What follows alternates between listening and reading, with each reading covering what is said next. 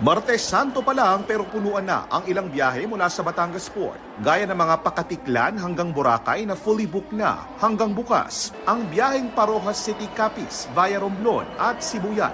Fully booked na rin hanggang April 19 o Sabado de Gloria. 8 years na po ako hindi nakauwi sa amin. Mag-anniversary yung aking magulang kaya ngayon lang kami uuwi. So surprise sana. Naku ate, paano yan? Fully book? Hindi ko alam kung paano.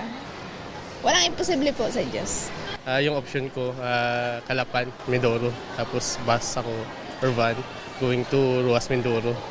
Then Katiklan. Katiklan to Ruas. Long cut din? Oo. Walang ganun lang. Walang option.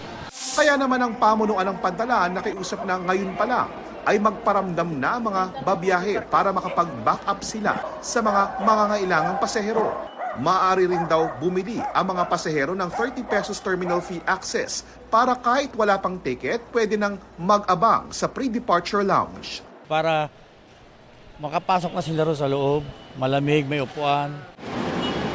Sa NAIA terminals naman, walang patid ang dating at alis ng mga pasahero. Payo ng Transportation Department sa may mga flight, maglaan ng 4 hanggang 5 oras na allowance. Ang sima na si James, umaga pa lang, nasa NAIA Terminal 3 na kahit alas 2 pa ng hapon ang flight.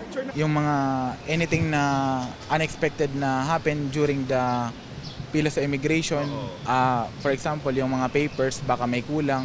Pinabibilis din ng DOTR ang pila sa immigration.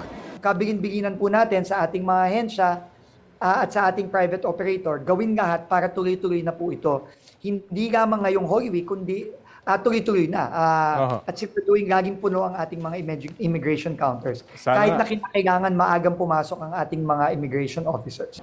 Sa ngayon, may mga ilan-ilan pa rin nakikita ang may dalang anting-anting na mga basyo ng bala. Para di makapagpabagal sa pila, kinukumpis ka na lang ito at hindi na sila ino-offload. Pero mahigpit itong ipinagbabawal. JP Soriano, nagbabalita para sa GMA Integrated News.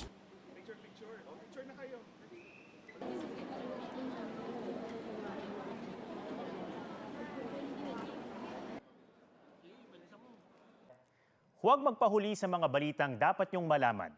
Mag-subscribe na sa GMA Integrated News sa YouTube.